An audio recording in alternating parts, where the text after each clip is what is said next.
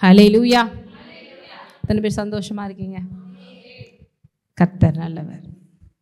இந்த மனக்கண்கள் திறக்கப்படுறதுக்கான இந்த கார்டு எத்தனை பேர் கையில் வச்சுருக்கீங்க? எல்லாருக்குமே கொடுத்துருக்கு இல்லையா? எத்தனை பேர் டெய்லி படிக்கிறீங்க? Very good. சகோதரர் கை தூக்கியிருக்காரு. அதாவது நம்ம ஏதாவது புதுசாக கேட்டால் ஒரு வாரத்துக்கு வேகமாக செய்கிறது, அதுக்கடுத்து அப்படியே மறந்துடுறோம். இது ஏன் செய்கிறோம் அப்படின்னா, பைபிள்லே இருக்கிறதுலே பெஸ்ட்டு ப்ரேயர் அப்படின்னா இந்த ப்ரேயர் தான். பைபிளில் இருக்கிறதுலையே யூஎஸில் வந்து 17 சம்திங் 1700 சொச்சமா இந்த இயர் சரியாக ஞாபகம் இல்லை. அந்த டைமில் கென்னத் ஹெயின் அப்படிங்கிற ஒரு ஃபேமஸ் ப்ரீச்சர் வந்து இருந்தாங்க. அந்த ப்ரீச்சர் பார்த்திங்கன்னா தன்னுடைய ஊழியத்தில் வந்து வந்த பிறகுமே பெரிய அளவிற்கு ஒரு வெற்றியை காண முடியாமல் இருந்தாங்க.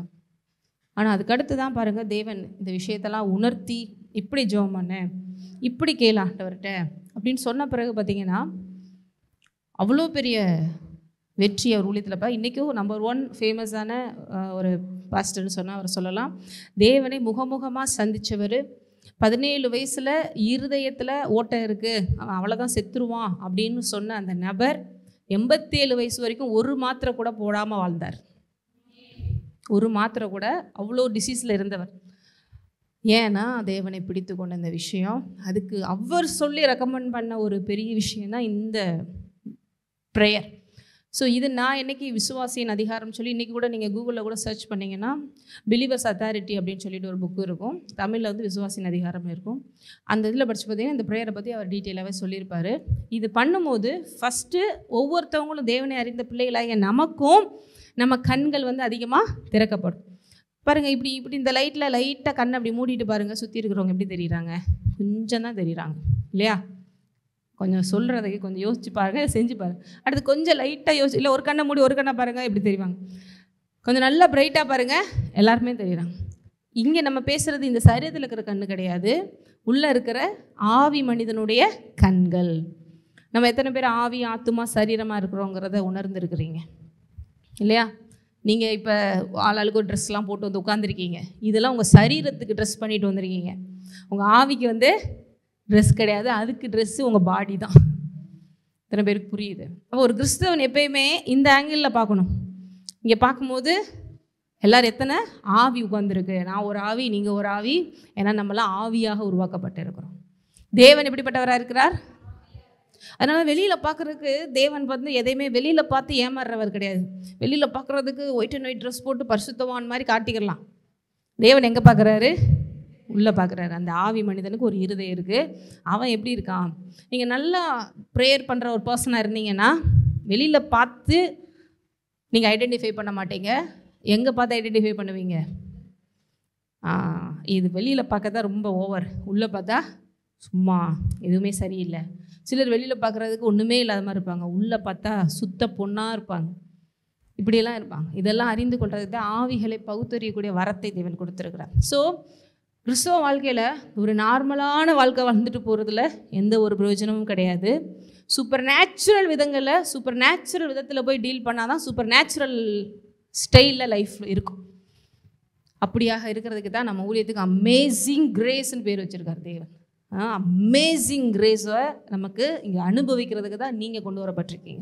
It is not a simple grace, it's amazing grace. Amazing means extreme, supreme, ultimate இல்லையா?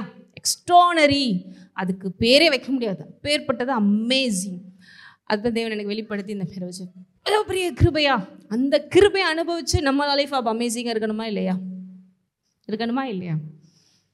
மற்றவங்கள பாரு ஒரு நார்மல் லைஃப் வாழ்ந்துட்டு போகிறதுக்கு இல்லை, அமேசிங்கான லைஃப் ஸ்டைலுக்கு நீங்கள் எல்லோரும் அழைக்கப்பட்டிருக்கிறீங்க.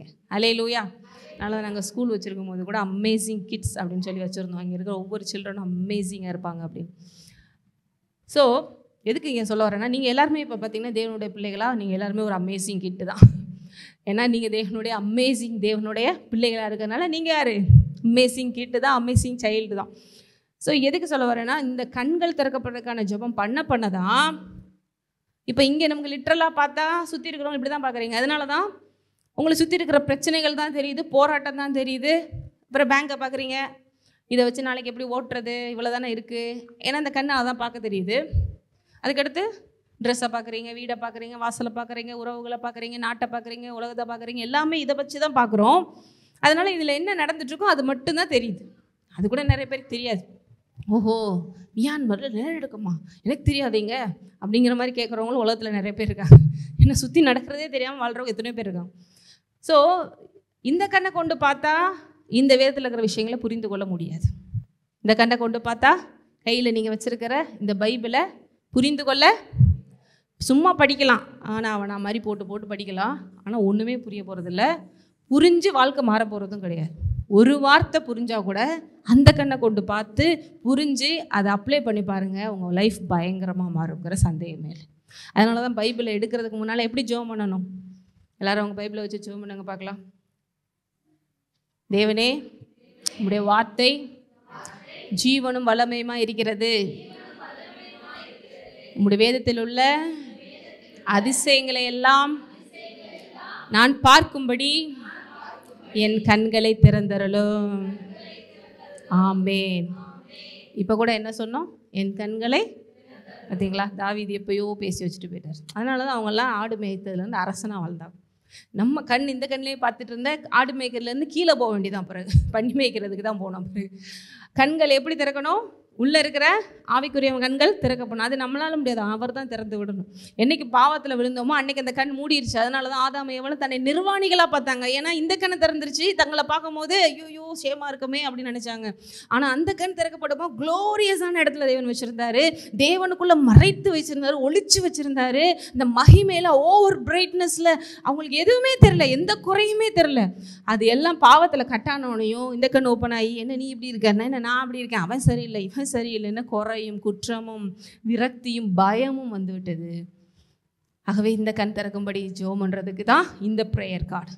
ஸோ நான் சொல்கிறேன், சீரியஸாக எடுத்து பண்ணுங்க.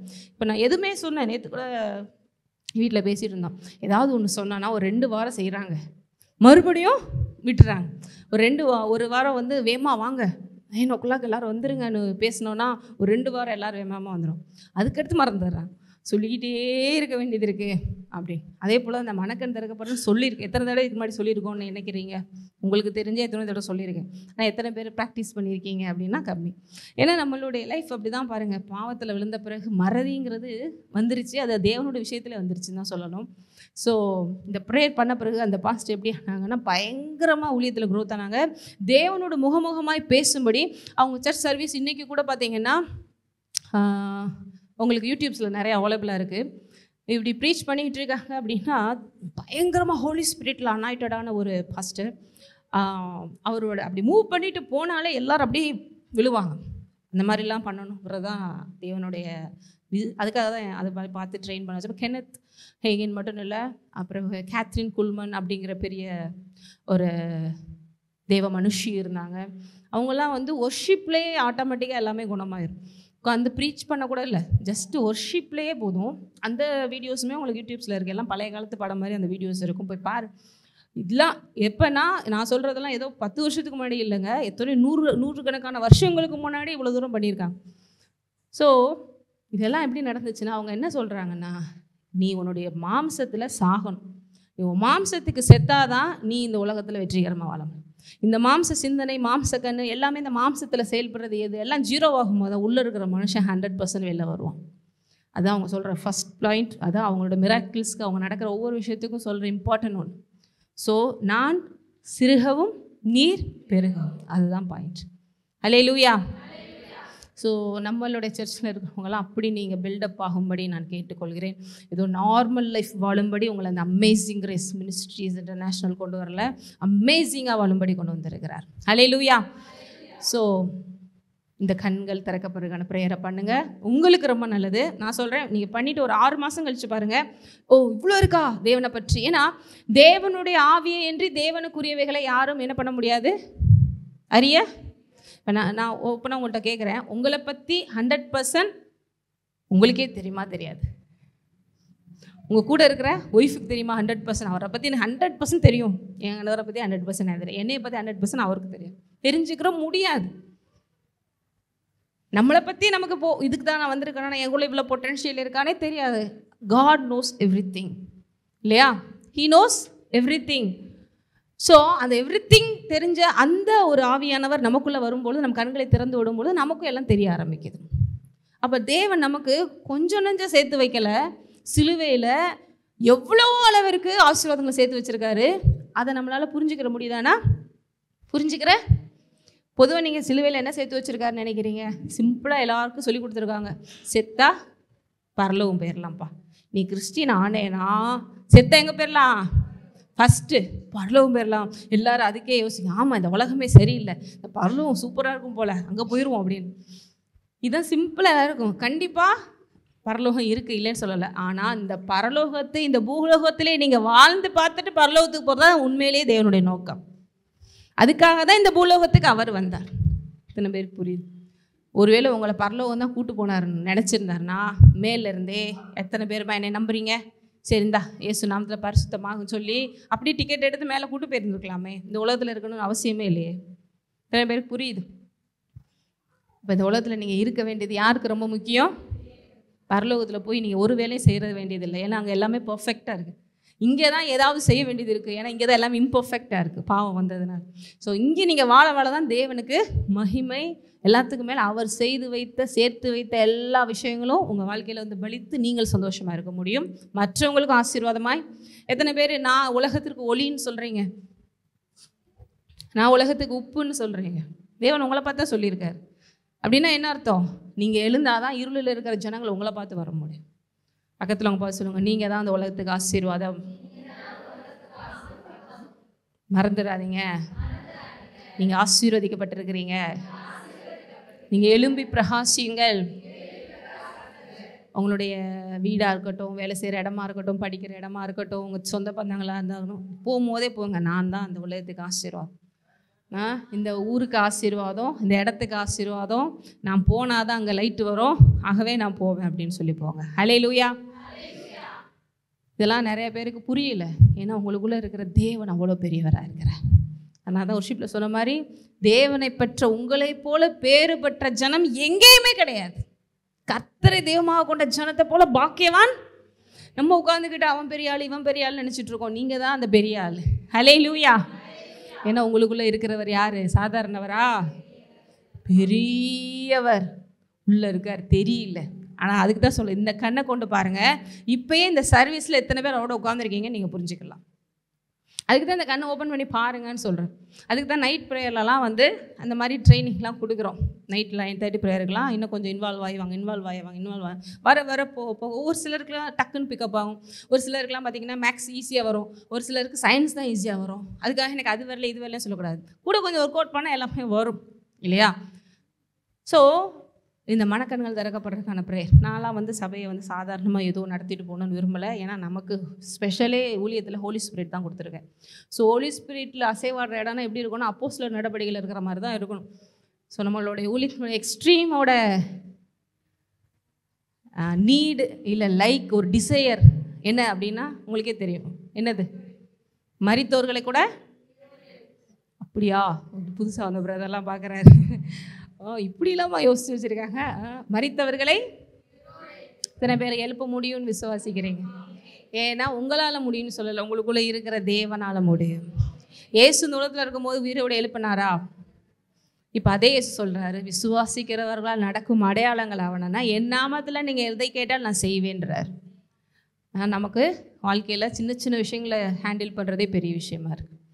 பட் நம்மளை மாதிரி ஆள்களை கொண்டு தான் தேவன் பெரிய காரியங்களை செய்வார். சரி, இன்றைக்கி இந்த ஞானத்தை பற்றி நம்ம பார்க்க ஆரம்பிச்சிருக்கோம் இல்லையா? இதுக்கெல்லாம் அந்த ஞானம் வேண்டுமா? வேணும். இந்த மனக்கண்கள் திறக்கப்பட்டு தேவன் இவ்வளோ பெரியவரா அப்படின்னு அறிந்து கொள்ள செய்கிறதுக்கெல்லாம் ஞானம் வேண்டுமா? வேண்டும். இந்த சயின்ஸ்னு கண்டுபிடிக்கிறாங்க பார்த்தீங்களா? இது எல்லாமே பார்த்தீங்கன்னா இந்த ஸ்பிரிச்சுவல் வேர்ல்டு கிட்டத்தட்ட போய் பார்த்துட்டு கொண்டு வர்றாங்க.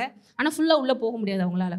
ஃபிசிக்ஸ், கெமிஸ்ட்ரி, நீங்கள் எதை எடுத்துக்கிட்டிங்கனாலும் இப்போ E=mc² அப்படின்னு சொல்லிட்டு புவியீர்ப்பு விசைக்கு சொல்கிறோம்.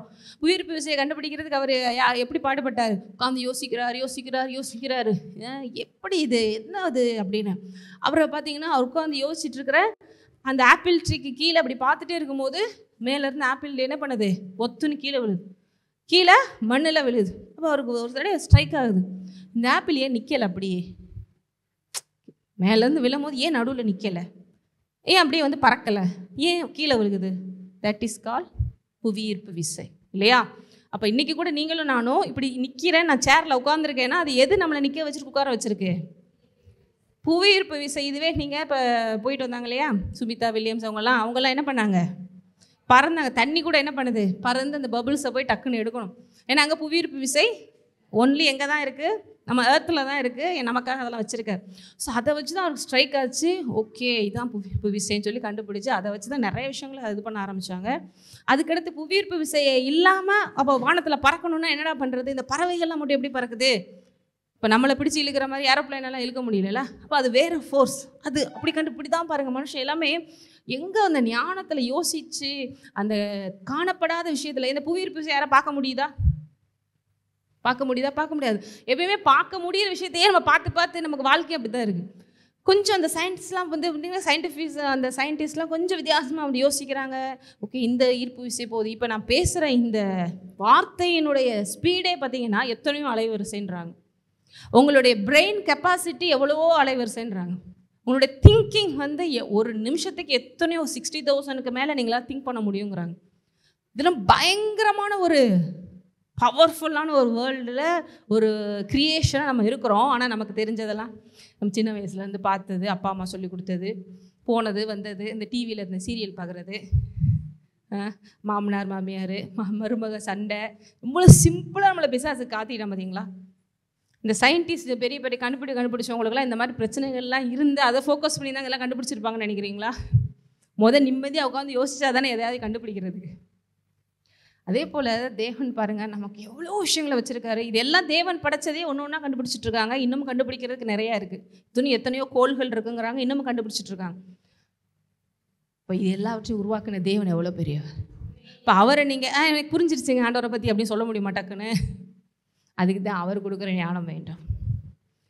அவ்வளோ பெரியவரை நம்மளால் எவ்வளோ உருண்டாலும் பிறண்டாலும் சுயத்தில் புரிஞ்சுக்கிற முடியாது. அதுதான் தேவ ஆவியானவர். அப்போ வசனம் சொல்லுது, தேவனுடைய ஆவியை என்று தேவனுக்குரியவைகளை யார் அணிவான்?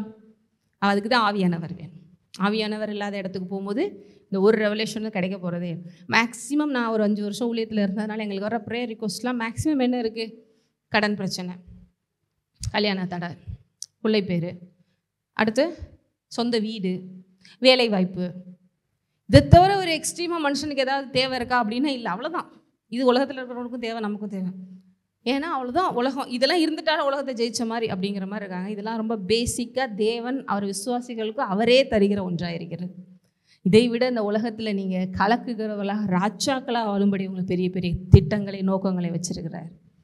ஆனால் நம்ம கவலை எல்லாம் இதிலே இருக்கிறதுனால நம்மளால் பெருசாக யோசிக்க முடியல, நம்மளால் யோசித்து ஜீரணிக்க முடியல. தேவன் உனக்கு நான் நிறைய விஷயங்களை ஆராய்ந்து முடியாத காரியங்களையும் எண்ணி முடியாத விஷயங்களையும் நான் உனக்கு சொல்ல விரும்புகிறேன். ஏன்னா நானே உட்காந்துருக்கேன், நாளைக்கு என்ன பண்ண போகிறோன்னு அப்படின்னு நம்ம மைண்டை ஃபுல்லாக பிளாக் பண்ணி வச்சுட்டு அவர் பேசுகிறது என்ன பண்ண மாட்டேங்குது. ஏன்னா நம்ம பிரெயின் ஃபுல்லாக இது எப்படி நடக்கும், இது எப்படி நடக்கும், அதுக்கு இப்படி பண்ணிடலாமா, கொஞ்ச நாள் வெயிட் பண்ணி பார்ப்போம். விசுவாசத்தில் ஒன்றும் சரியில்லைன்னா நம்ம தான் ஏதோ பண்ணணும் போல தெரியுது, சரி இப்படி பண்ணுவோம் அப்படி பண்ணிடுவோம். நம்ம சாரால் என்ன பண்ணாங்க? ஆபிரகாமுக்கு குழந்தை பிறக்கிறதுக்கு புதுசாக ரூட்டு போட்டு யார் வந்து பிறந்தா? இஸ்மவேல் பிறந்து சங்கடமாக இருக்கா, நல்லா இருக்கா?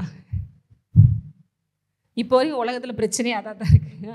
இப்படி நீங்களே வாக்குத்தத்தத்தை நிறைவேற்றுவதற்கு ஏதாவது ஒன்று செய்கிறது வைக்கிறது அவர் சொன்னால் அவர் நிறைவேற்றுவார். நம்ம செய்ய வேண்டியதெல்லாம் கீழ்ப்படிந்து பேசாமல் பொறுமையாக இருந்து அவர் நடப்பப்பார்னு சொல்லி நன்றி செலுத்தி, இன்னும் சொல்லப்போனால் அதை பற்றி நீங்கள் யோசிக்காமல் இருந்துட்டிங்கன்னா ரொம்ப நல்லது. நீங்கள் மறந்தாலும் அவர் மறக்காமல் செய்வார். ஹல்லேலூயா. எதுக்கு சொல்ல வர? இந்த ஞானம் இதெல்லாம் செய்ய வைக்கும். போன வாரம் என்ன பார்த்தோம்? ஞானத்தை எவ்வளவு தூரம் நம்ம தேடணும் கேட்கணும்னு பார்த்தோம். எத்தனை பேர் இந்த வாரம் ஃபுல்லாக அப்படி தேவன்கிட்ட கேட்டிங்க? எனக்கு ஞானம் கொடுங்க ஆண்டவரே. வசனம் யாக்கோபு 1:5 பார்த்தோம் இல்லையா? என்ன பார்த்தோம்?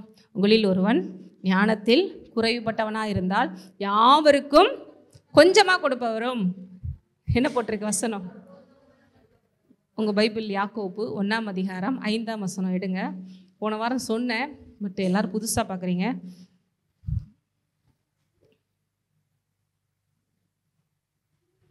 யாக்கோபு 1:5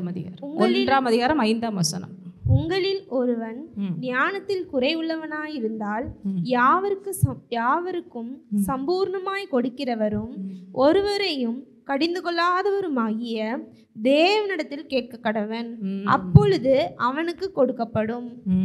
ஆமென். வசனத்தை எடுக்கிறதுக்கே டைம் ஆயிடுச்சு, அதுக்குள்ளேயும் படித்து முடிச்சிட்டாங்க. உங்களில் ஒருவன் எதில் குறைபட்டனா இருந்தா, எங்கேயுமே பாருங்கள் பைபிளில் காசு வேணும்னு கேளு அப்படின்னு ஏதாவது ஒரு வசனத்தை எனக்கு எடுத்து காமிச்சிருங்க பார்க்கலாம். நான் உங்களுக்கு சேலஞ்சிங்காகவே சொல்கிறேன். பைபிளில் ஆண்டவர்கிட்ட போய் காசு வேணும்னு கேளு, பேர் வேணும் கேளு, புகழ் வேணும் கேளு, அது வேணும் கேளு, இது வேணும் கேளுலாம் போடல. ஞானம் வேணும் கேளு. என்ன வேணும் கேளு? இது வந்துச்சுன்னா ஆட்டோமேட்டிக்காக எல்லாமே வந்துடும். ஹல்லேலூயா. நம்ம எது வேணுமோ அதை விட்டுட்டு இதை கொடுத்துருங்க ஆண்டவரே, அம்மா எல்லாமே எனக்குள்ளதாம்மா இருக்குது, ஜஸ்ட் நீ அதை புரிஞ்சுக்கிட்டாலே அதுக்கு தான் ஞானம் வேண்டும். ஞானத்தில் குறைவுள்ளவனாய் இருந்தால், அப்படி இருக்கீங்களா யாராவது? எல்லாருக்கும் ஏதாவது குறை இருக்க தான் செய்யுது. ஒன்றும் பிரச்சனை இல்லை. தேவன் அறிவு கட்டவனே, உனக்கு அறிவே இல்லையா, உன்னை எப்படி படைச்சேன் அப்படின்னு யாரும் திட்டுறதில்லை. அவர் என்ன சொல்கிறார்? என்கிட்ட வா, நான் உனக்கு தரேன். என்கிட்ட நான் உனக்கு எப்படின்னா கொஞ்சமாக இல்லைல்ல, எப்படி தராராம்? சம்பூரணமாக. அதே மாதிரி யாவருக்கும்னு, இதில் எந்த பாரபட்சம் கிடையாது. நான் இவங்களுக்கு தான் ப்ளஸ் பண்ணுவேன், நான் இவங்கள ப்ளஸ் பண்ண மாட்டேன், இவங்க இந்த ஜாதியாக ப்ளஸ் பண்ண மாட்டேன், இவங்க இந்த ஜாதியாக ப்ளஸ் பண்ணுவேன், இவங்க பணக்காரவங்களாம் கொஞ்சம் ப்ளஸ் பண்ணுறேன், ஏழையாக ப்ளஸ் பண்ண மாட்டேன், இவங்க ஆண்னா ப்ளஸ் பண்ணுவேன், பெண்ணுனா ப்ளஸ் பண்ண மாட்டேன், படித்தவன் படிக்காதவன் எந்த பாரபட்சமுமே இல்லை தேவன்ட்ட. ஹல்லேலூயா. இந்த விஷயத்துலலாம் ஞானம் இருந்தால் தான் நான் சொல்கிறதே உங்களுக்கு புரியும். சிம்பிளாக அந்த உலகத்தில் இருக்கவங்களை போல் யோசிக்கவே நமக்கு வராது. நமக்கு மைண்ட் செட்டே ப்ராடாக இருக்கும், மென்டாலிட்டியே ரொம்ப ப்ராடாக இருக்கும், உங்களோட திங்கிங் எல்லாமே ரொம்ப ப்ராடாக இருக்கும். இப்போ யாவருக்கும் சம்பூர்ணமாய் கொடுக்கிறவரும் ஒருவரையும்.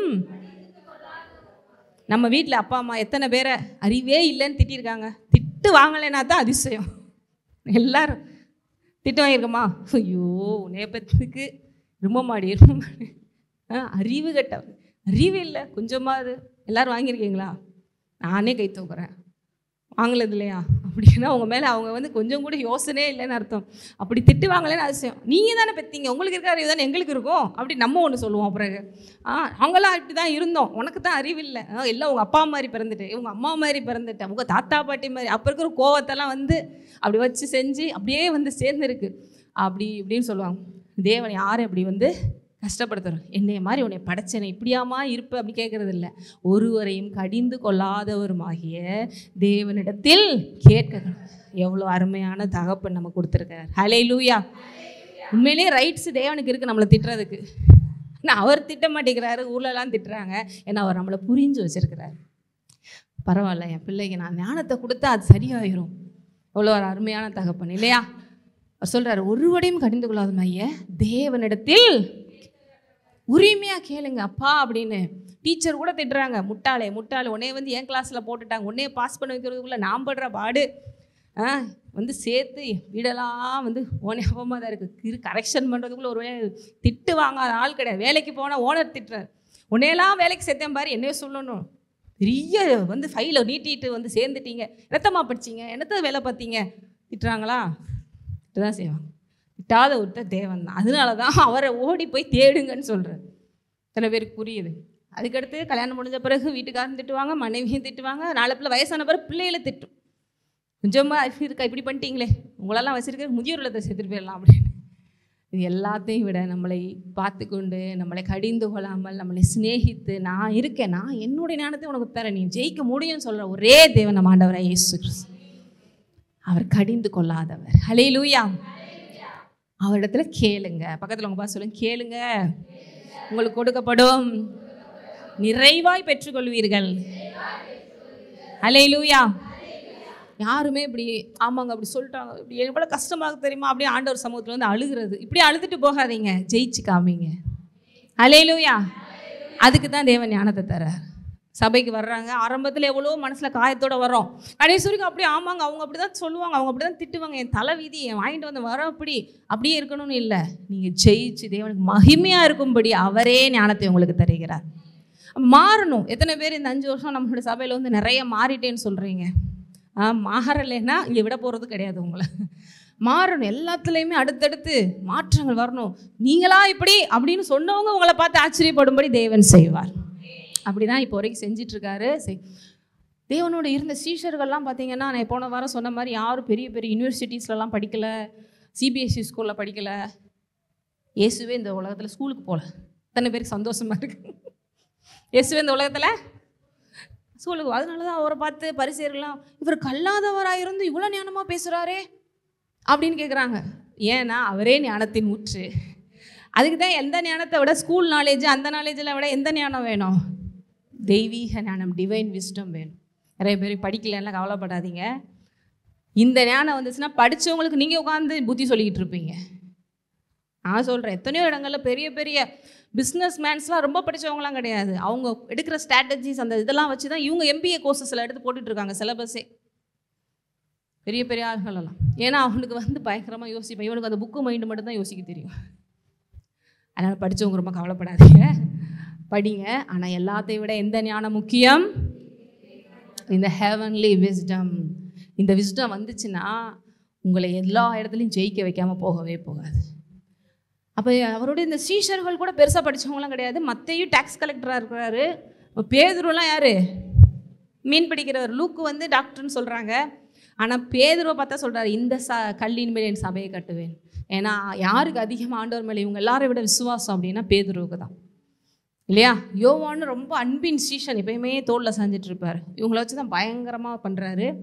ஸோ எதுக்கு சொல்ல வரேன்னா, இந்த ஞானம் வரும் பொழுது உங்கள் வாழ்க்கையில் எந்தெந்த இடத்துலலாம் தோல்வி இருக்கோ, எந்தெந்த இடத்துலாம் குறைவு இருக்கோ, எந்தெந்த இடத்துலலாம் கவலை கண்ணீர் கஷ்டம் இருக்கோ, அது எல்லாம் மாறும். ஆனால் நான் சொன்ன மாதிரி இந்த ஞானம்னு நீங்கள் பேசிட்டீங்கனாலே யூடியூப்பில் கூட பார்க்க மாட்டாங்க. ஐயோ வந்துட்டாங்கப்பா அது ஞானம்னு சொல்லிட்டு, காசு வரும் பணம் வரும் அது வரும்னு சொன்னாங்கன்னா நல்லாயிருக்கும் அப்படின்னு. இதுக்குள்ளே தான் எல்லாம் இருக்குன்னு. அதனால டைட்டிலே கொஞ்சம் வித்தியாசமாக கொடுத்துட்ருக்கோம். வெற்றி வேணுமா அது வேணுமா இதை கேளுங்க எது கேளுங்க, உள்ளே வந்தோம் ஞானம் வந்துடும். அதனால் நீங்கள் இப்போ எந்திரிச்சு ஓட முடியாது, அதனால உட்காரச்சு பேசிகிட்டு இருக்கோம். அடுத்த வாரம் நாங்கள் வந்தால் தானே அப்படின்ற மாதிரி பேசுகிறீங்க. வருவீங்க, எத்தனை பேர் வருவீங்க? இந்த ஞானம் உங்களை கொண்டு வரும். ஓஹோ இங்கே போனால் தான் வெற்றி, முதலாக போய் உட்காரணும் ஞானத்தை கேட்கணும். ஸோ இங்கே பாருங்கள், வசனத்தை பார்க்கலாம்.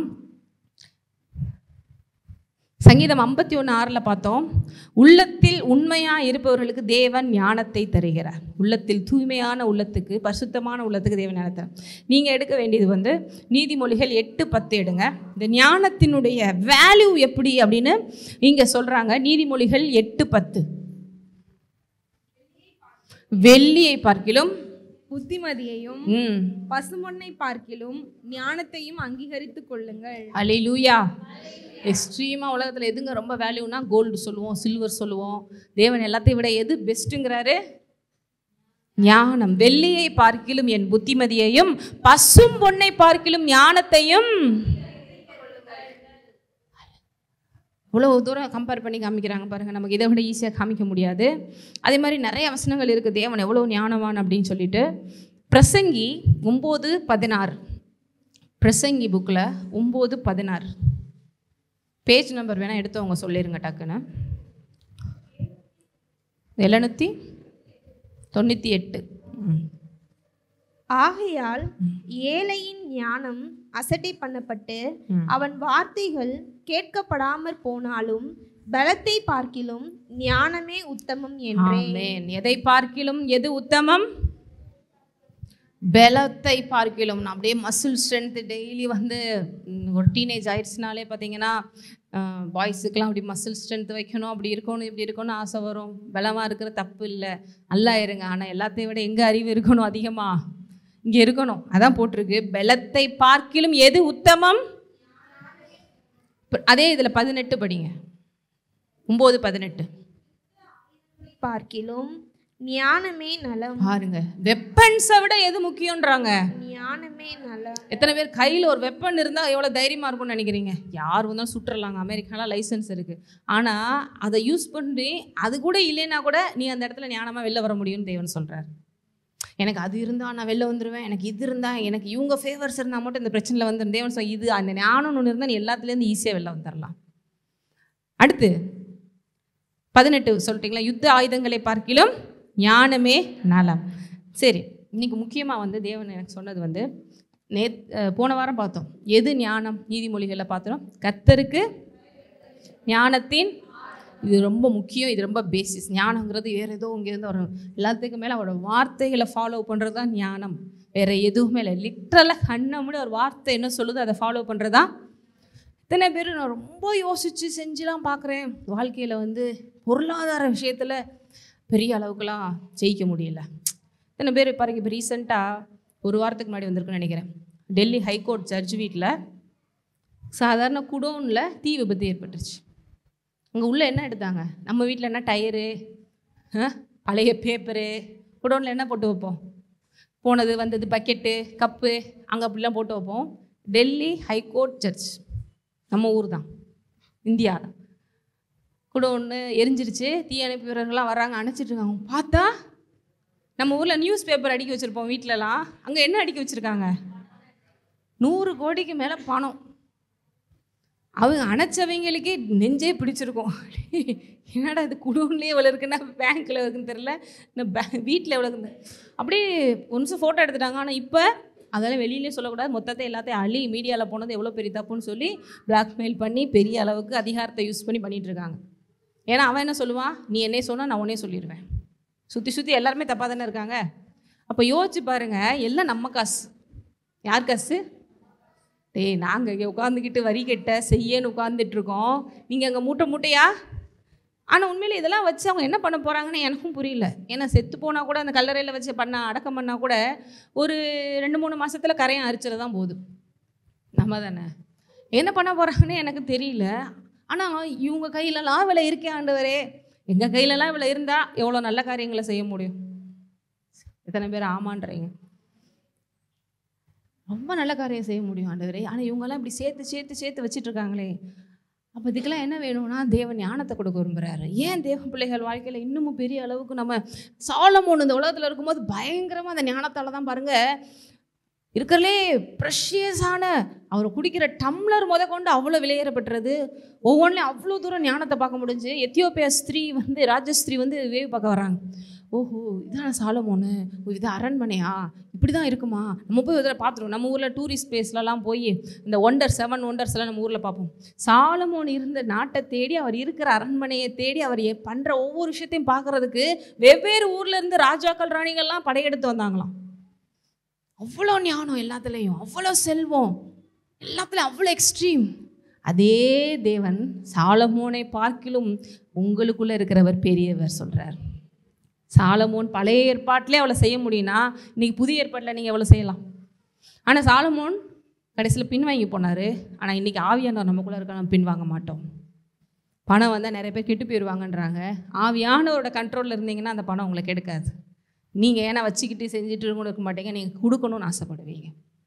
ஏன்னா உலகத்தில் தேவை இருக்கிறவங்க உலகத்தில் 1000 பேர் இருக்காங்க, லட்சம் பேர் இருக்காங்க. ஆமாவா இல்லையா? நம்ம இந்தியா டெவலப்பிங் கண்ட்ரியா இல்லை டெவலப்டு கண்ட்ரியா? We are developing. அதுவும் இப்போ இருக்கிற ஆட்சியிலலாம் அண்டர் டெவலப்பிங் ஆயிரும் சீக்கிரமாக. இப்போயாவது மேப்பில் டெவலப்பிங்கில் வந்துட்டோம். சீக்கிரமாக ஆஃப்ரிக்கா மாதிரி இன்னும் நிறைய ஊரெல்லாம் இருக்குது. அது மாதிரி ஏன்னா ஆல்ரெடி எங்கே போயிடுச்சு, பக்கத்தில் இலங்கை போச்சு, திவால் ஆயிடுச்சு, பாகிஸ்தானும் போச்சு. அடுத்து நம்ம ரெடியாக இருக்கிறோம். ஆனால் வெளியில் சொல்லாமல் இருக்கிறாங்க. நிறைய அமைச்சர்கள்லாம் வெளியில் சொல்லிடக்கூடாதுன்னு அப்படியே மெயின்டைன் பண்ணுறாங்க. எந்த நேரம் வெளில போக தெரில. அண்டர் டெவலப்பிங் இங்கே போயிடுச்சுன்னா ஒன்றும் பண்ண முடியாது. ஆனால் நம்ம தேவனுடைய பிள்ளைகள் இந்த ஞானத்தில் எழும்பு இருக்கும்போது தேசத்திற்கே கடன் கொடுக்கலாய் மாறலாம். தேவன் சொல்கிறாரு, நீ தேசத்துக்கே கடன் கொடுக்கலாம். இங்கே இந்தியன் கவர்மெண்ட்டில் ரொம்ப போயிட்டுருக்குங்க. ஆனால் அவங்ககிட்ட போனால் எதாவது வாங்கிட்டு வரலாங்க. எத்தனை பேர் என்னால் முடியும், எனக்குள்ளே இருக்கிற தேவனால் செய்ய முடியும்னு நினைக்கிறீங்க? நீங்கள் வச்சிருக்கிற அதே பைப்பில் தான் இருக்குது. கர்த்தரை நம்புகிறவனோ செழிப்பான். கர்த்தரை நம்புகிறவனோ. இந்த செழிப்பு இந்த இப்படி குடோனாக வைக்கலாம் உதவாது. இது ஏராளம் தாராளமாக எல்லாருக்கும் கொடுக்க வைக்கும்.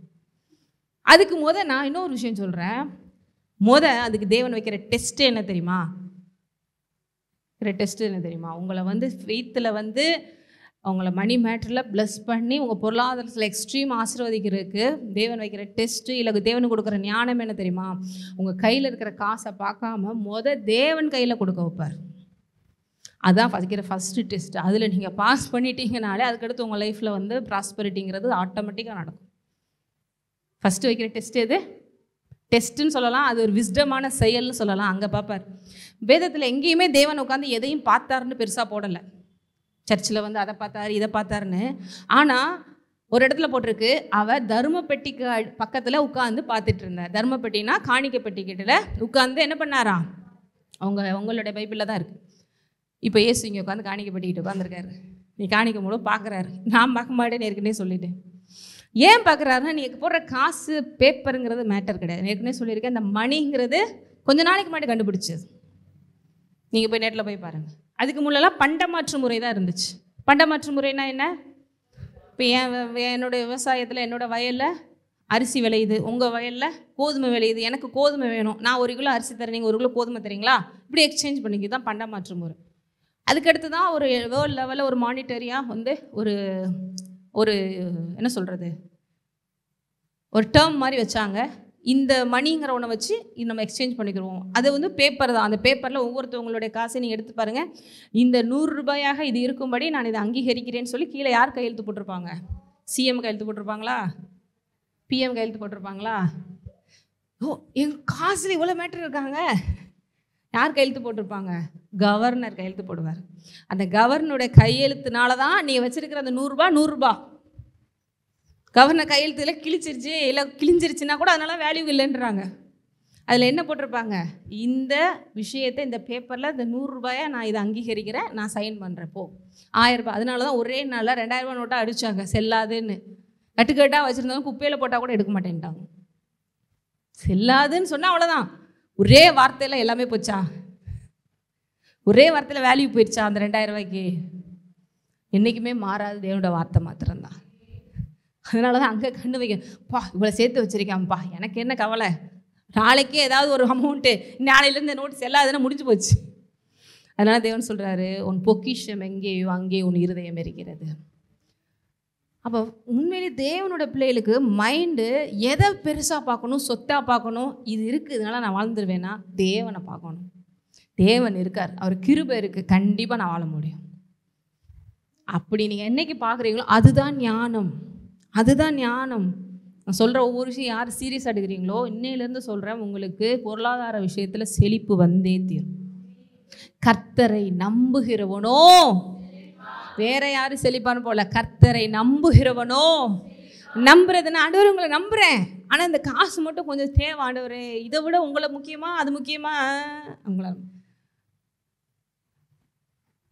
எல்லாரும் இப்போ எப்படி ஆயிடுச்சுன்னா, அந்த பணம் காசு இதெல்லாம் வந்து அதுதான் அந்த உலகத்தையே உருவாக்கிருச்சு அப்படிங்கிற மாதிரி. சாதாரண ஒரு மனுஷன் 2000 ரூபா நாளில் செல்லாதுன்னு சொல்லிட்டாலே அதுக்கு வேல்யூ இல்லை, அவ்வளோதான். அது ஆஃப்டர் ஆல் மணியினோட வேல்யூ. வேறு யாரும் சொல்ல தேவையில்லை. அதிகாரத்தில் இருக்கிற ஒரு ஆள் உன்கிட்ட இருக்கிற 10,000 ரூபா செல்லாது, 2000 ரூபா செல்லாது, 100 ரூபா செல்லாதுன்னு முடிஞ்சு போச்சு, அவ்வளோதான் அதுக்கு வேல்யூ. அப்படின்னு நான் நம்ம அதை வச்சு இப்படி கோட்டை கட்டி இது என்னை காப்பாற்றும் இப்படின்னு உலகத்தில் இருக்கிறவங்க சொல்லி பயமுடுத்தி, தேவ வார்த்தை தான் உங்களை காப்பாற்று, தேவன் தான் உங்களை காப்பாற்ற முடியும். இது நீ வச்சிருக்கிறது வைக்காமல் இருக்கிறதுங்கிறதுலாம் அதை விட பெரிய பெரிய விஷயங்கள்லாம் இருக்குது. இன்னொன்று நினச்சேன்னா தேவன் இவ்வளோ சூப்பர் நேச்சுரல் விதத்தில் உங்களுக்கு கொண்டு வர முடியும். சரி, தர்மப்பெட்டிக்கிட்ட யார் உட்காந்துருந்தா? ஏசு உட்காந்துருக்காரு, பார்க்குறார், எல்லாம் வந்து போடுறாங்க, பரிசேயர்கள்லாம் வர்றாங்க. அவங்கெல்லாம் எப்படி வந்திருப்பாங்க? பயங்கரமாக காசோடு வந்து போட்டிருப்பாங்க. அவங்களெல்லாம் பார்த்து ஆண்டவர் என்ன பண்ணலை, பெருசாக நினைக்கல. ஆனால் ஒரு அம்மா வருது, யார் வரா? ஏழை பெண்மணி. யார்? தேவன் இருதயத்தை பார்க்குற, அவங்க காசை பார்க்கல. அப்போ ஏழை பெண்மணிகிட்ட மொத்தமே அதுக்கு கஷ்டப்பட்டு செஞ்சு கூலி வேலைக்கு போச்சான்னு தெரில. மொத்தம் எவ்வளோ தான் இருக்குன்னா ஒரு 10 ரூபா இருக்குன்னு வச்சுக்கோங்க. எவ்வளோ தான் இருக்குது? பேங்க்கெலாம் கிடையாது, பேங்க்கில் அக்கௌண்ட்டும் கிடையாது, சரிங்களா? எதுவுமே கிடையாது. அடுத்த வேலைக்கு ஒரு 10 ரூபா தான் இருக்குது கையில். வந்து பார்க்குது, சரி ஆண்டவர் பார்த்துக்குறாரு, 10 ரூபாயும் போட்டுச்சு. ஹல்லேலூயா. அதை பார்த்துட்டு தான் சொல்கிறாரு, இவளே அதிகமாய் கொடுத்தவள். எத்தனை பேருக்கு புரியுது? அங்கே அவன் 1,00,000 ரூபா கூட இன்னொருத்தன் போட்டிருப்பான், அவன்கிட்ட 10 லட்சம் இருந்திருக்கும், 1 லட்சம் கூட போட்டிருப்பான். இந்த அம்மாவோட ஆட்டிடியூட் எதை காமிக்குது? தேவனுக்கு ரொம்ப சந்தோஷம், என்னை எப்படி நம்புறா, அந்த காசு காப்பாற்ற நினைக்கல, பரவாயில்ல என்கிட்ட இவ்வளோ தான் இருக்குது ஆனால் போடுறேன், ஆண்டவர் பார்த்து. எப்படிங்க ஒரு ஏழையாக இருந்துக்கிட்டு அப்படி யோசிக்க தோணுது? அதுதான் ஆண்டவருக்கு அவங்கள பெருமையாக அது பைபிள் எழுதி வச்சுருக்காரு. இத்தனை பேருக்கு புரியுது. சிலருக்கு வந்து காணிக்க போடணும், நான் மட்டும் வசதியான வீட்டில் பிறந்திருந்தா, நான் மட்டும் இந்த ஜாப்பில் இருந்திருந்தா, நான் மட்டும் இவ்வளோ சம்பாதிக்கிறது, எப்படி கொடுக்குறேன் பாருங்க காணிக்க. இருதயம் உங்களுக்கு அப்படி இல்லாத வரைக்கும் நீங்கள் உங்களுக்கு எத்தனை கோடி இருந்தாலும் காணிக்க கொடுக்க வரவே வராது. ஆனால் இருதயம் சரியாக இருந்தால் ஒன்றுமே இல்லைனாலும் அள்ளி கொடுக்க வைப்பார் தேவன். The matter is your heart. Heart யாரை நம்பி இருக்கு, சம்மந்தப்பட்டு இருக்கு. எல்லாத்தையும் ஒதுக்கி வச்சுட்டு இதெல்லாம் சமாளிச்சிடலாம், இப்போ போய் கொடுப்போம். யாரை நம்புகிறோம்? அதெல்லாம் சமாளித்து அது நாளைக்கு நம்பிடும், அது நாளைக்கு என்னை எதாவது பண்ணி காப்பாற்றிடும். அதில் ஆண்டவருக்கு அப்படி இந்த 10% கொடுக்குறதே நிறைய பேருக்கு பெரிய பெருமையாக இருக்குது. புதிய ஏற்பாட்டிலலாம் பார்த்தீங்கன்னா 10% இல்லை, பழைய ஏற்பாட்டில் தான் 10%, புதிய ஏற்பாட்டிலலாம் ஜீவனே கொடுக்குறாங்க. எல்லாத்தையும் கொடுக்குறாங்க. இயேசுவோட வந்த நிறைய லேடி சீஷர்கள்லாம் இருக்காங்க இல்லையா, மார்த்தாள், மரியாள், மகதலினா மரியாள், அவங்களாம் சொத்துக்களை விட்டு பாதத்தில் ஊற்றுறாங்க. அதில் முக்கியமாக மரியாலாம் ஒரு பரிமள தைலத்தை உடச்சி ஆண்டவர் காலில் ஊற்றி அவருடைய முடியால் துடைக்கிறான். அது எவ்வளவோ ஒரு வருஷம் சேலரியோட, அவங்க ஊரில் அந்த காலத்தில் ஒரு வருஷம் சேலரியோட வேலைன்றாங்க. அதை எதில் ஊத்துறா? காலில் ஊத்துறா. யூதாஸ் அதை பார்த்துட்டு என்ன சொல்கிறான்? சூப்பர், எவ்வளோ அருமையாக செஞ்சான். யூதாஸ் பணப்பைத்தியம். அந்த பணப்பைத்தியம் அதனால தான் 30 வெள்ளிக்காசுக்காக கடைசியாக செத்துருச்சு. அவன் உடனே இது வச்சுக்கிட்டு எத்தனை ஏழைகளுக்கு சாப்பாடு கொடுத்துருக்கலாம், எத்தனை பேருக்கு என்ன பண்ணியிருக்கலாம், இப்படி போய் ஊற்றிட்டியம்மா. அது வசனத்திலே போட்டிருக்கு. இவன் வேற யார் மேலேயும் கன்சர்னில் அதை பேசலை, பணத்து மேலே இருக்கிற ஆசை. எல்லாத்தையும் விட பெரியவர் யார்? தேவன். அவருக்கு பாத்தில் ஊற்றுறது, அவர் கொடுத்ததை வச்சு எல்லாம் பண்ணிகிட்டு இருக்கோம். அவ்வளோ விலையேறப்பட்டவர்களாக பார்க்குறோம். அதை கூட அவன் பார்க்க முடியாமல் எதை பெருசாக பார்க்குறான்? பணத்தை. ஐயோ இவ்வளோ போச்சா, இவ்வளோ செலவாயிடுச்சா. எங்கள் இதில் கூட சொல்லுவாங்க, இவ்வளோ முக்கியமான பிளேஸில் போய் இந்த இடத்துக்கு எத்தனை கடை கட்டி விட்டுருந்தீங்க, முதல் இங்கே சர்ச்சை கட்ட போகிறோன்னு தெரியாது, கடை தான் கட்டுறாங்க போல. பக்கத்தில் கடைக்காரெலாம் முதலே புக் பண்ண வந்துட்டாங்க, நாங்கள் எடுத்துக்கிறோம் ஒரு பிளேஸ். இல்லைங்க, இது என்னது சர்ச்சா? என்ன பண்ணுவீங்க? வெறும் கும்பிட்றதுக்கு இதுமா? இதுவே ஊருக்கு அவுட்டரில் எங்கேயாவது இடத்துல கட்டினா கூட கேட்க மாட்டாங்க. மெயினான பிளேஸில் இங்கே இந்த இடத்துல எத்தனையோ காம்ப்ளெக்ஸ், உங்களுக்கு முன்னாடி எத்தனையோ கடைகள்லாம் இருக்குது. சின்ன சின்ன கடைகளுக்கே 15,000 20,000 வாடகைக்கு விட்டுருக்கு. ஒரு சின்ன போர்ஷன் உங்களுக்கு கொடுத்தாலே போதும். அவ்வளோ முக்கியமான மெயினான ஹாட்ஸ்பாட்டான ஒரு பிளேஸாக இருக்கும்போது இவ்வளோ பிளேஸை போட்டு வச்சுட்டு சர்ச் என்ன பண்ணுவீங்க? எவ்வளோ பேர் வருவாங்களோ, இதுக்காக அவ்வளோ பெரிய ஏரியா? அப்புறம் சொல்லி பார்த்தாங்க, வாரம் ஒரு நாள் வேணால் அப்படி பண்ணுங்க, மற்ற நாளில் வேணால் அந்த பார்ட்டி ஹால் இந்த மாதிரி அதெல்லாம் விட மாட்டோம், சர்ச்சு தான். எல்லாரும் நம்மளை பார்த்து எப்படி தெரியுது? பைத்தியம் மாதிரி. என்னடா இது வித்தியாசமாக இருக்காங்க, ஒன்றும் புரியல, இருக்கிற ஸ்கூலையும் பண்ணிட்டு இப்படி உட்காந்து வானத்தை பார்த்துட்டு உட்காந்து இவங்களுக்கு வந்துடுமோ? இது ஞானமாக உலகத்துக்கு தெரியாது. ஆனால் இதுதான் ஞானம். இது சாதாரண உலகத்தில் எவனும் பண்ணவும் முடியாது. தேவன் ஞானம் தான் அதை பண்ண வைக்கும்.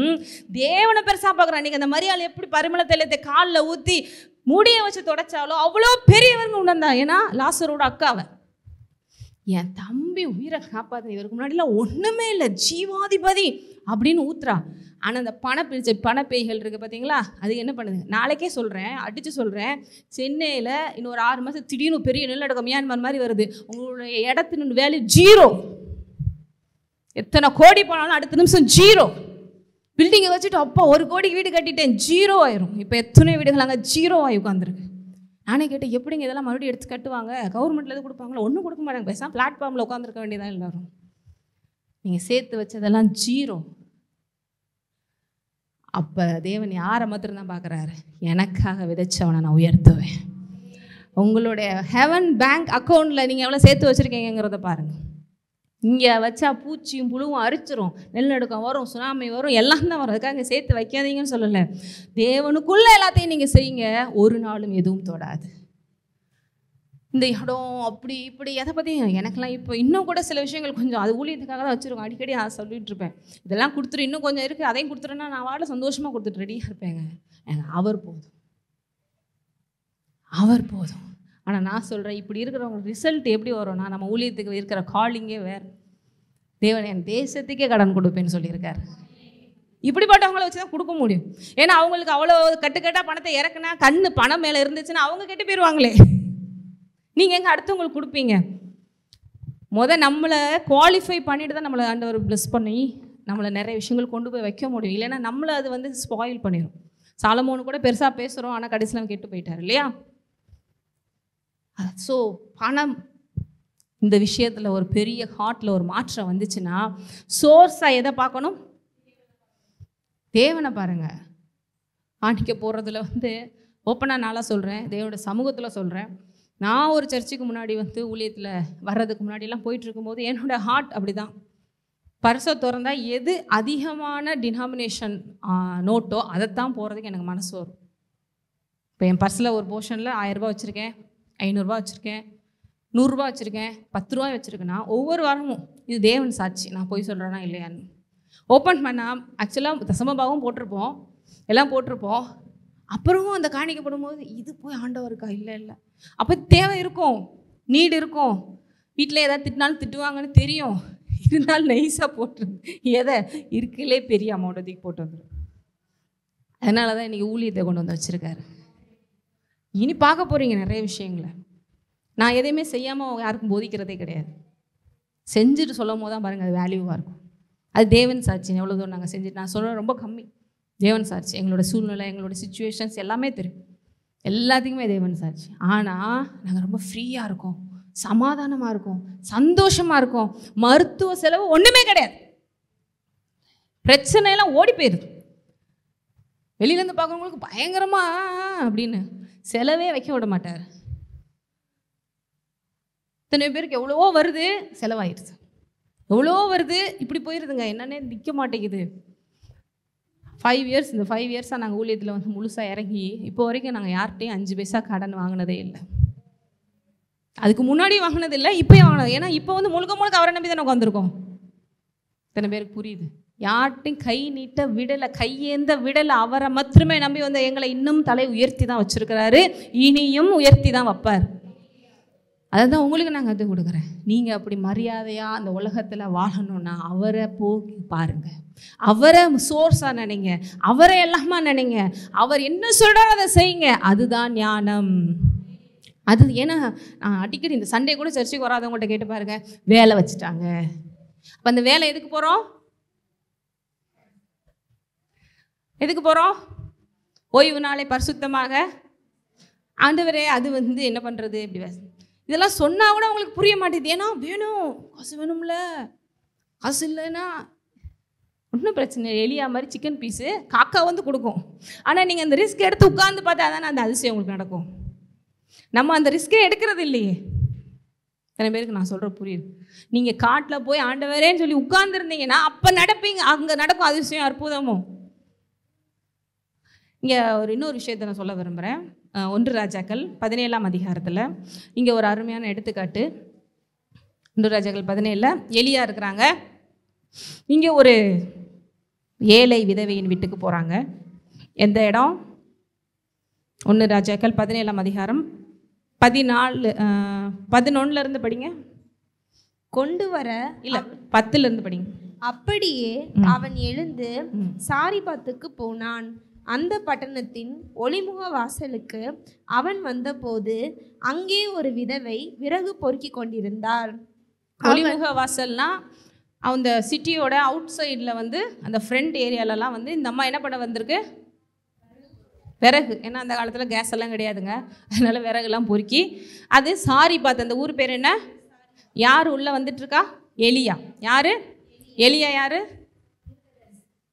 தேவ மனுஷன், தீர்க்கதரிசி. உள்ள வர்றாரு. விதவை விறகு பொறுக்கி கொண்டிருந்தால் அவன் அவளை பார்த்து கூப்பிட்டு, நான் குடிக்கிறதற்கு கொஞ்சம் தண்ணீர் ஒரு பாத்திரத்தில் எனக்கு கொண்டு வா என்றான். என்ன கேட்டாரு? தண்ணி கொடுங்கப்பா அப்படின்னு கேட்குறார்.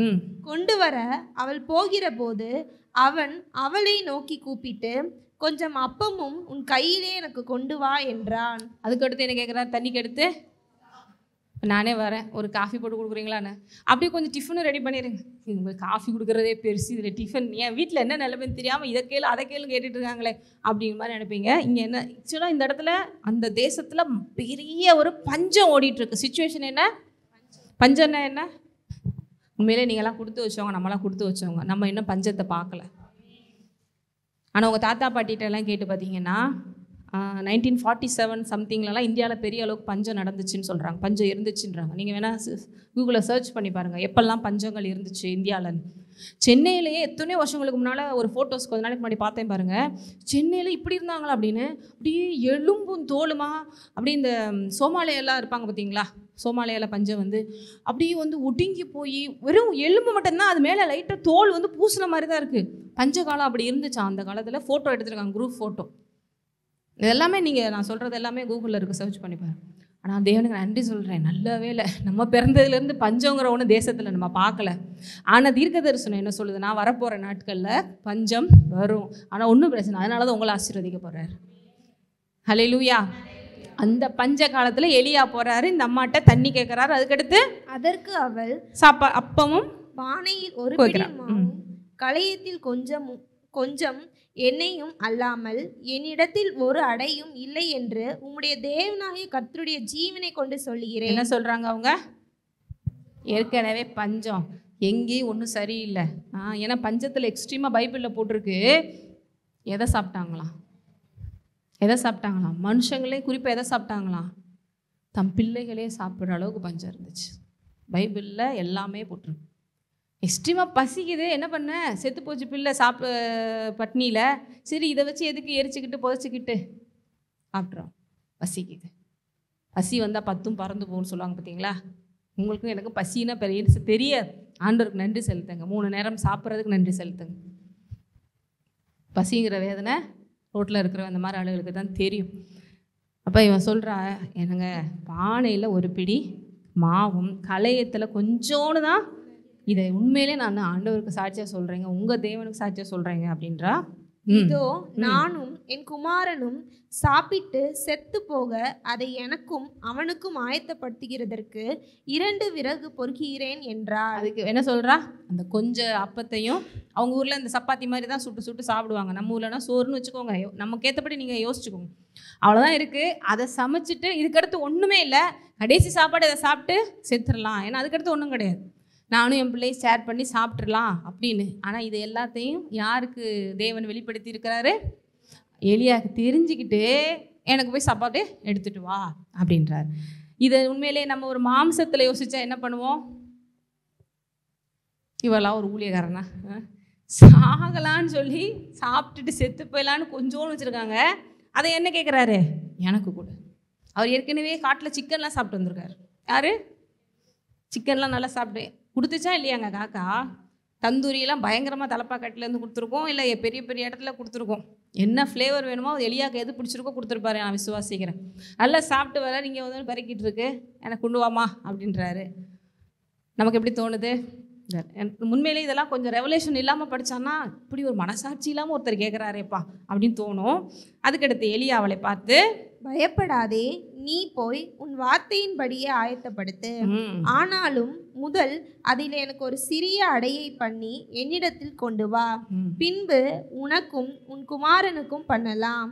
கர்த்தர் தேசத்தின் மேல் மழையை கட்டளையிடும் நாள் மட்டும் பானையின் மா செலவழிந்து போவதும் இல்லை, கலசத்தின் எண்ணெய் குறைந்து போவதும் இல்லை என்று இஸ்ரவேலின் தேவனாகிய கர்த்தர் சொல்லுகிறார் என்றான். ஹல்லேலூயா.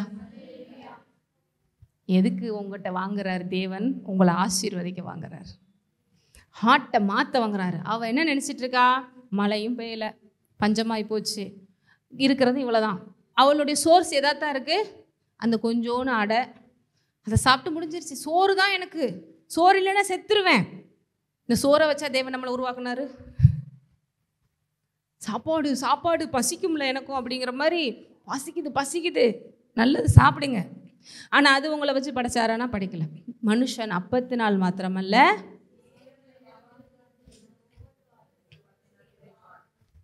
வசனம் இருக்கா? இதை பற்றி பேசணும்னா நிறைய ஸ்பிரிச்சுவலாக பேசணும்.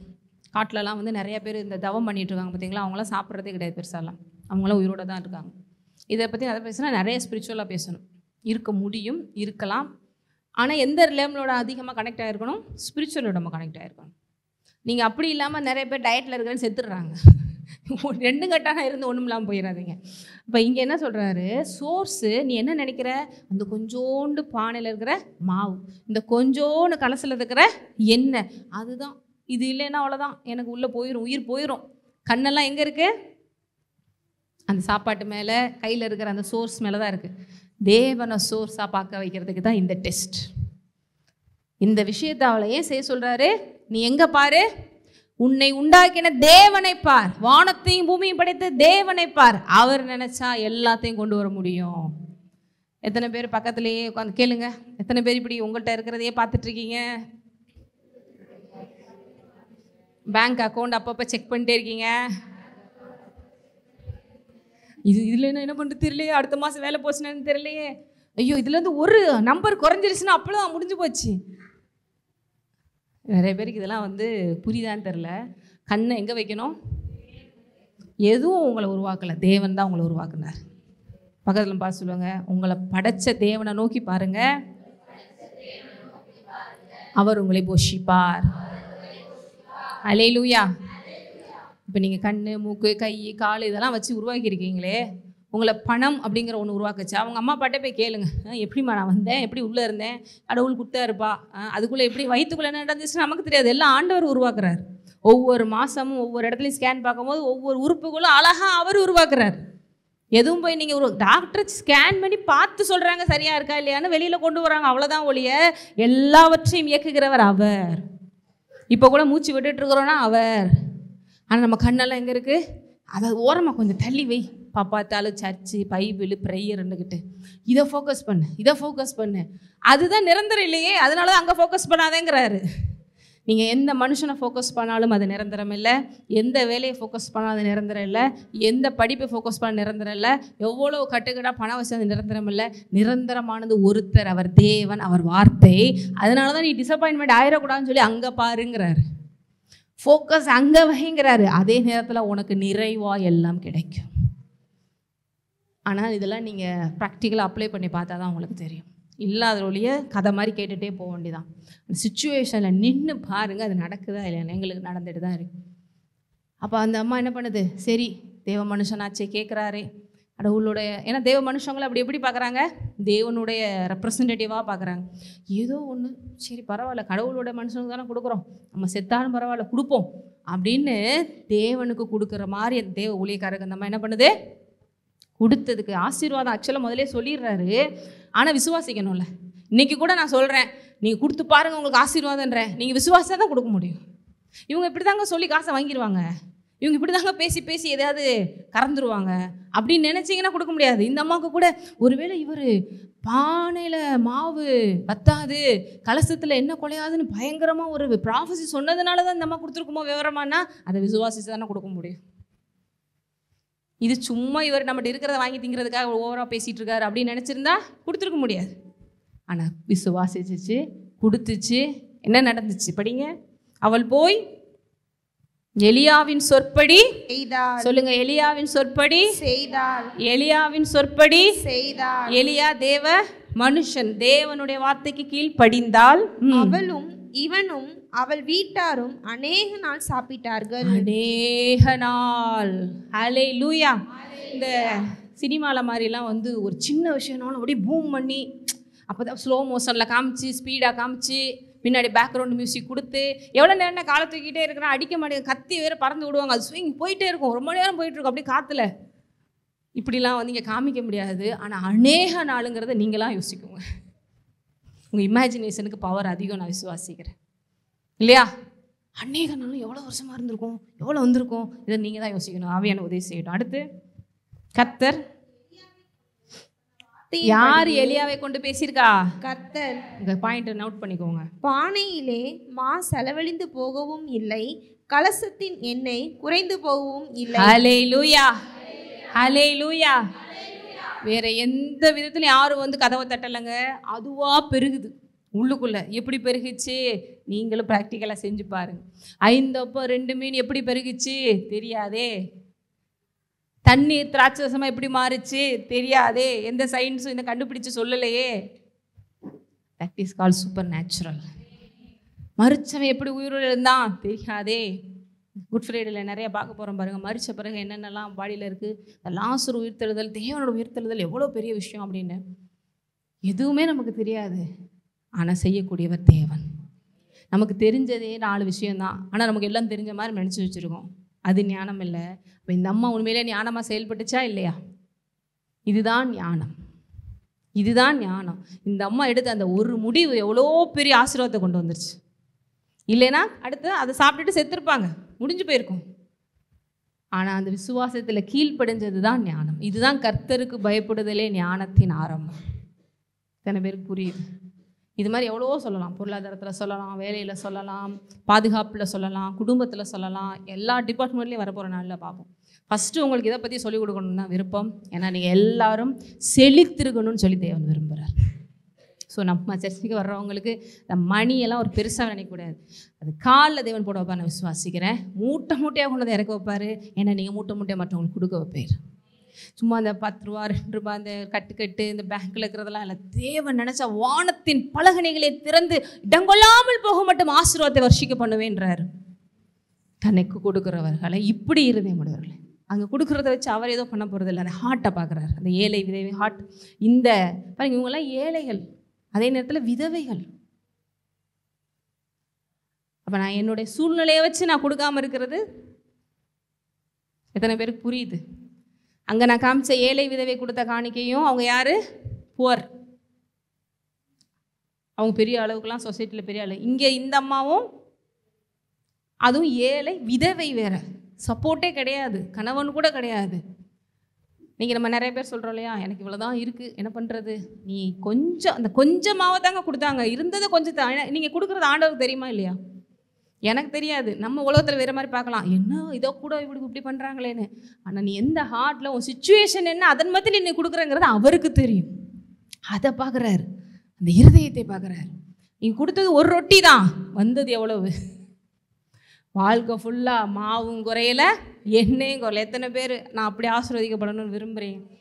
ஒன்றும் பெரிய விஷயம் இல்லை. நான் அதை பண்ணணுமா இதை பண்ணணுமா, அவரை நம்புங்க போதும், அவரை விசுவாசிங்க போதும்.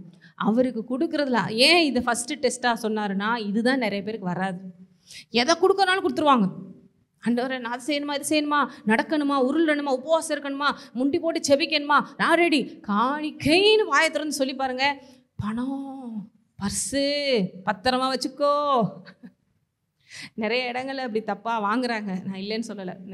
2 நாளைக்கு முன்னாடி கூட, ஒரு வாரத்துக்கு முன்னாடி கூட ஒரு பொண்ணு பேசிட்டு, நிறைய பேர் நம்ம டீல் பண்ணுறோம் இல்லையா, அந்த பொண்ணு சர்ச்சில் சொல்லியிருக்காங்க, அந்த பாஸ்டர் நீ தசமாக கொடுக்கல நரகத்துக்கு தான் போவேன் அப்படி. அது பாவம், இந்துவிலேருந்து இப்போ தான் வந்திருக்கு. அக்கா இப்படி சொல்லிட்டாங்கக்கா. ஐயோ அப்படிலாம் இல்லைம்மா, கவலைப்படாத. நிறையா சொல்லி பயமுடுத்தி பார்த்துக்கிட்டே இருக்கார் கர்த்தர், நீ நரகத்துக்கு தான் போகிற இன்னு. இது அப்படியே ஏன் தான் அதுலேருந்து இதில் வந்தோமோ அதுக்கு அதுவே பரவாயில்லடா போல. இப்படிலாம் பாவம் எத்தனையோ பேருக்கு வறுத்தெடுக்கிறாங்க. நாங்கள் உங்களுக்கு அப்படிலாம் வறுத்தெடுக்கலை, பயமுடுத்தவும் இல்லை. சத்தியத்தை சத்தியமாக சொல்கிறோம். விசுவாசித்து செய்து பாருங்கள், நீங்கள் ஆசீர்வதிக்கப்படுவீர்கள். இது பயத்தில் கொடுக்கூடாது. இதே என்ன சொல்கிறாரு, மனப்பூர்வமாய் கொடுக்க கடவுள். ஒரு வசனத்தை மட்டும் நான் வாசித்து விரும்புகிறேன். உங்களில் ஒருவன் எதை கொடுத்தாலும் எப்படி கொடுக்கணுமா? 2 கொரிந்தியர் 9ஆம் அதிகாரத்தில் 6, 7, 8. 2 கொரிந்தியர் 9, 6, 7, 8.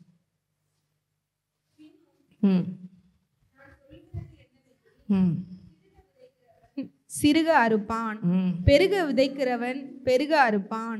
அவனவன் விசனமாயும் அல்ல கட்டாயமாயும் அல்ல, தன் மனதில் நியமித்தபடியே கொடுக்க கடவன். ஹல்லேலூயா.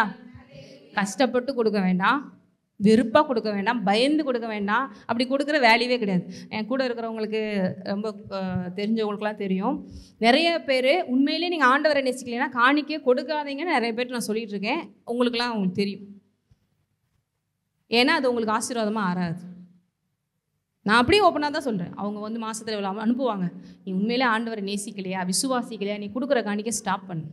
ஏன்னா அது உனக்கும் ஜஸ்ட் பேப்பர் தான், எனக்கும் ஜஸ்ட் பேப்பர் தான், அவருக்கும் ஜஸ்ட் பேப்பர் தான். அதனால ஒரு யூஸும் இல்லை. அப்படி யார்கிட்டையும் நான் காணிக்க வாங்குறதே இல்லை. நீ கொடுத்தா அவரை நம்பி மனசார பயபக்தியோடு கொடு, அதுதான் உனக்கு ஆசீர்வாதம். அப்படி நான் வாங்கணும்னு அவசியம் இல்லை, கேட்கும். நிறைய 2-3 பேர்லாம் அப்படி சொல்லிட்டேன். நீங்கள் சர்ச்சுக்கும் வர வேண்டாம், காணிக்கையும் கொடுக்க வேண்டாம். ஏன்னா நிறைய பேர் இந்த காணிக்கை கொடுக்குறக்கா அவங்கள பகச்சிக்கிற கூடாது, இவங்கள பகச்சிக்கிற கூடாது, அப்படி வேண்டவே வேண்டான்னு சொல்கிறேன். நீ ₹1,00,000 கொடுத்தா கூட அது உனக்கு ஆசீர்வாதமாக இருக்க போகிறதில்ல. எப்போ? கர்த்தருக்கு பயப்படாமல் அவரை நம்பாமல். ஆனால் நீ நம்பி ₹1 கொடுத்தாலும் உனக்கு ஆசீர்வாதம் தான்.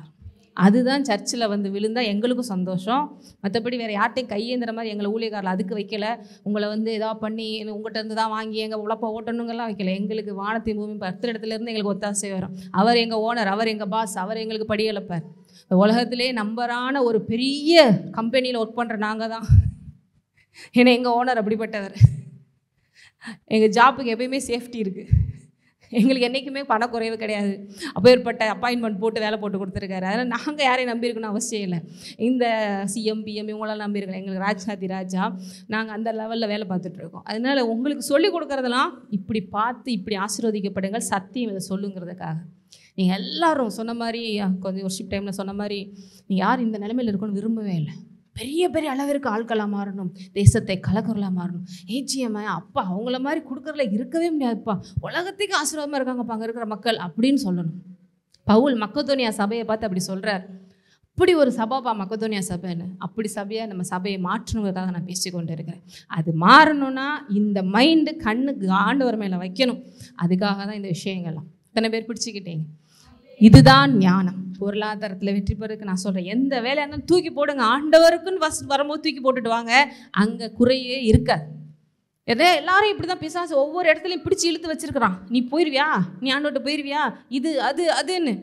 இது எதுவுமே நான் சொன்ன இந்த ஒரு வாரத்துக்காகவா நீங்கள் டெஸ்ட் பண்ணி பாருங்கள். நிறைய அவங்கள புல் போட்டு இழுக்கும்.